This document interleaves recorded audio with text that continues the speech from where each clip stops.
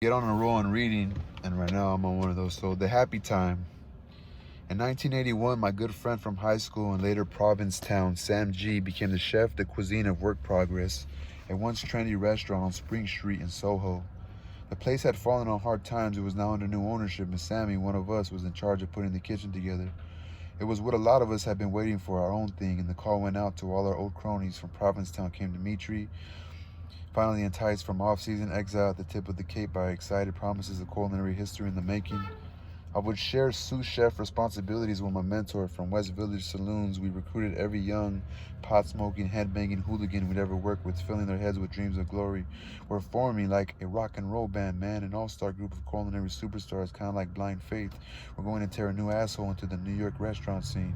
We fancied ourselves the most knowledgeable and experienced young Turks in town, and our hearts were filled with hope and the promise of enviable futures. We thought we were the only cooks in New York who could quote from the LaRue's gastronomic and repertoire de la cuisine, who knew who Vital, Carême, and Escoffier were, what Bocuse, Verge, and Gerard were doing across the water, and we were determined to replicate their successes and their fame. There was no one on the horizon we could see who could touch us. Okay, there was one guy, Patrick Clark. Patrick was the chef of the Red Hot Odeon in Nascent, Tribeca, a neighborhood that seemed not to have existed until Patrick started cooking there. We followed his exploits with no small amount of envy. Born under a broiler, people said. He's screwing Gail Green. He's screwing Gail Green, explained others. Claimed others. There were a lot of stories, most of them, like most chefs' gossip, apocryphal. But what we did not know about Patrick for sure impressed the hell out of us. He was kind of famous. He was big and black. Most important, he was an American, one of us, not some cheese-eating surrender specialist froggy. Patrick Clark, whether he would have appreciated it or not, was our hometown hero. Our Joe DiMaggio, a shining example that it could be done. As we assembled for menu planning sessions, the process of getting our kitchen up and running began. We formed in our already dope-fogged brains a plan, a notional movement even that would sweep away all the moribund old European chefs and dazzle the world with our new American act. As soon as we figured out what that was, we even planned a hit, a sort of night of the Sicilian Vespers thing, where we straightened them all out into one fell swoop. Back in those days, the older European chefs, Soltner and his generation, would attend an annual chef's race, a downhill ski event at Hunter Mountain where contestants would bomb the slopes in full kitchen whites, toques strapped to their chins. Our plan was to lurk in the woods at the side of the trail, also dressed in whites but liberally adorned with skull and crossbones painted in chicken blood. We'd intercept the geezer contingent as they waddled down the slope and whack them rudely with our ski slopes. Maybe bombard them with foie gras. We were younger and we assumed better skiers, so we would have no problem fending off any counterattack. We believed this would be a bold and memorial way to announce ourselves to the world until the coke ran out and our enthusiasm with it. I still laugh out loud when I remember our earnest strategy sessions. However cruel and pointless and stupid the idea might have been, it was a measure of our faith in ourselves. Saltner, of course, was a god to us. The idea of whacking him upside the head with my ski poles and running over his rosignol's with my rented skis was always unthinkable when lucid. The new owners of Work Progress are putative masters were a textbook example of people who should never own a restaurant. There were two brothers, one half smart, the other genuinely dumb, who'd gotten a few bucks from mommy and daddy, along with their partner, a slightly more cognizant college friend who could actually read a P and L sheet and crunch a few numbers. Their principal business was investing in off-Broadway shows. As this apparently wasn't unprofitable enough, they chose in the restaurant business as a way to lose their money more quickly and assuredly.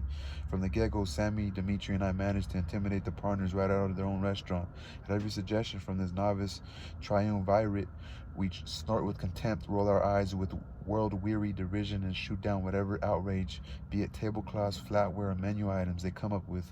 We were merciless in our naked contempt for every idea they came in with, and we out-snobbed, out-maneuvered, and out-bullied them at every turn. As the three principal masterminds of this culinary utopia were all P-Town veterans, we constructed our downstairs kitchen along familiar lines. As a faithful recreation of the kitchens we'd grown up in, insular, chaotic, drenched in drugs and alcohol, and accompanied constantly by loud rock and roll music. When the restaurant opened, we began every shift with a solemn invocation of the first moments of apocalypse. Now, our favorite movie, emulating the title sequence, we play the soundtrack album, choppers coming in low and fast, the whir of the blades getting louder and more unearthly. earthly. And just before the Jim Morrison kicked in with the first few words, "This is the end, my brand new friend, the end," we soaked the entire range top with brandy and ignited, causing a huge napalm-like fireball to rush up into the hoods, just like in the movies when the tree line goes up. If our boobish owners and newly hired floor staff weren't already thoroughly spooked by our antics, then they were by this act. We fought all the time, Sam, Dimitri, and I, waving our cookbooks at each other. We'd squabble endlessly over the correct way to prepare certain dishes. We teased, poked, prodded, soaked, conspired, and competed. We wanted to be the best, we wanted to be different, but at the same time correct. We yearned to bring honor to our clan, and in that vein, we came up with the looniest, most ambitious menu our superheated, endorphin-overloaded brains could agree on, a sort of greatest hits of our checkered careers so far collection. French classics sat by side. Our French classics sat side by side with Portuguese squid stew, my tante Jean's, or my tante Jeanne's humble salad de tomates, dishes we lifted out of cookbooks stolen from other chefs, remembered seeing on TV.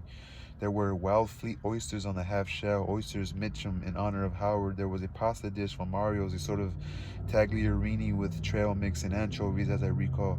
There were scallops and sorrel sauce from Bocuse, maybe, calf's liver with raspberry vinegar sauce, swordfish with black beans and white rice, pompano in papilote, my mom's creme renversée. We were high all the time, sneaking off to walk in at every opportunity to conceptualize. Hardly a decision was made without drugs. Pot, quaaludes, cocaine, LSD, psilocybin, mushrooms soaked in honey and used to sweeten tea, seconal, tuinol, speed, codeine, and increasingly heroin, which we'd send a Spanish-speaking busboy over to Alphabet City to get. We worked long hours and took considerable pride in our efforts. The drugs we thought having little effect on the end product, that was what the whole life we were in was about, we believed. To work through the drugs, the fatigue, the lack of sleep, the pain, to show no visible effects. We might be tripping out on blotter acid, sleepless for 3 days and halfway through a bottle of Stoli, but we were professionals, goddammit. We didn't let it affect our line work, and we were happy, truly happy, like Henry V's Lucky Few, a band of brothers, ragged, slightly debauched, warriors who anticipated nothing less than total victory. An Agincourt of the mind and stomach. We were pretty busy initially, and along with the young proteges who held us in something like awe, Sam, Dimitri, and I would work all day and late into the night. When the restaurant closed, we'd take over the bar, drinking Cristal, which we'd buy at cost, and running fat rails of coke from one end of the bar to the other, then crawling along on all fours to snort them.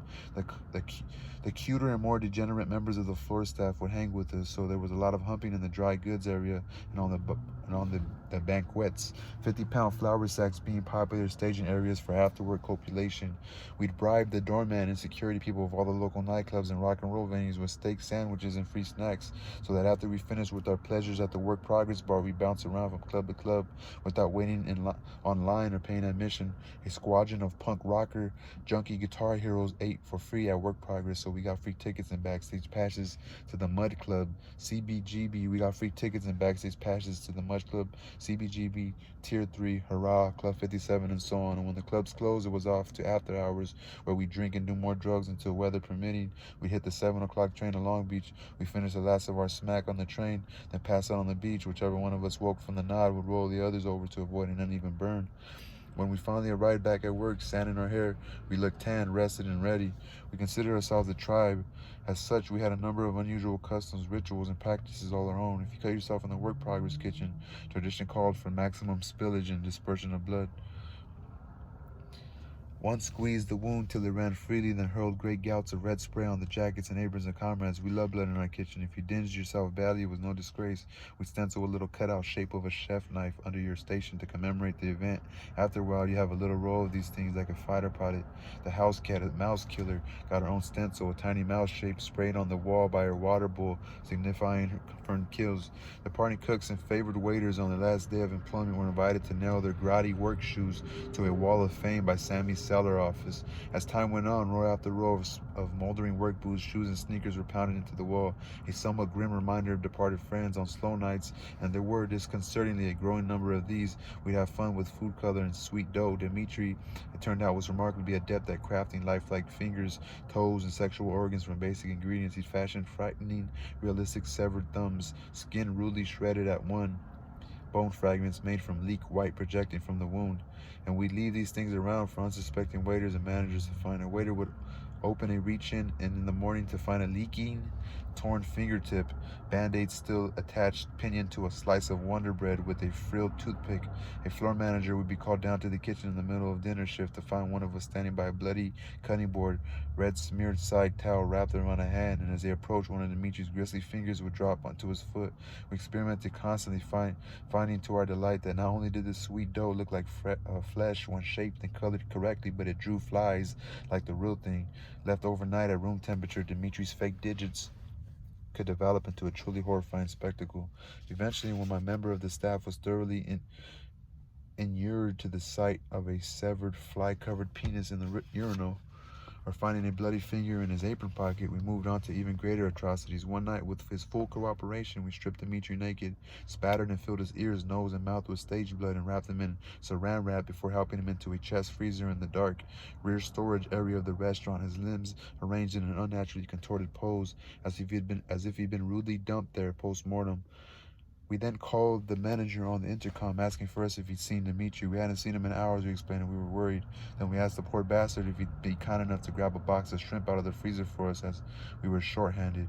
Dimitri being missing and all, and 4 tables going at once, I think you can imagine what the manager experienced. Hurrying back to the dank corner of the cellar, a single bare light bulb illuminated the chest freezer. He lifts the lid only to find the nude fish belly white, blood-splattered corpse of our missing comrade staring up at him with dead eyes through a thin layer of plastic wrap. The beginnings of a life frost under the film, making the already gruesome scene even more terrifyingly real. We ended up having to give the guy a shot of ammonia inhaler. His knees buckled and he was unable to return to work for over an hour. Dimitri, of course, caught a terrible cold for his efforts, but it was worth it. The manager left shortly after. He didn't bother to nail up his work boots on our wall of fame, but we cared little for managers or owners, or customers for that matter. By now, unsurprisingly, our restaurant was rapidly failing. I began to see for the first time what I would later recognize as a failing restaurant syndrome, an affliction that causes owners to flail about looking for a quick fix, a fast masterstroke that will turn things around, cure all their ills, reverse the already irreversible trend towards insolvency. We tried New Orleans brunch, complete with Dixieland band. We tried a Prix Fix menu, a Sunday night buffet. We advertised, we hired a publicist. Each successive brainstorm was more counterproductive than the one before. All of this floundering about and concept tinkering only further demoralized an already demoralized staff. When the paychecks started bouncing and the vendors started to put us on COD, the owners called in the restaurant consultants. Even then, we knew what that meant. The consultants usually arrived just ahead of the repo men and the marshals. It was a death knell. We had tried, we had failed. Naturally, we held the owners responsible. It was a tough spot. The ambience was no good. The music in the dining room sucked. The waiters weren't well trained. We tried to console ourselves with the usual excuses, but the truth was, we just weren't good enough. Our food, while charming to some, was unappealing to most. We did not commit seppuku, seppuku. Sam and Dimitri stayed on, determined to go down with the ship. My cousin had hooked me up with my very first chef job at a spanky new but already troubled Bois, Boite, in the theater district, and I jumped at the offer. I felt bad about leaving my friends behind. I had the beginnings of a very nasty little heroin habit from all the dope I've been sniffing. It's only the beginning, but hey, I was about to become a chef. All right, that was the end of the happy time.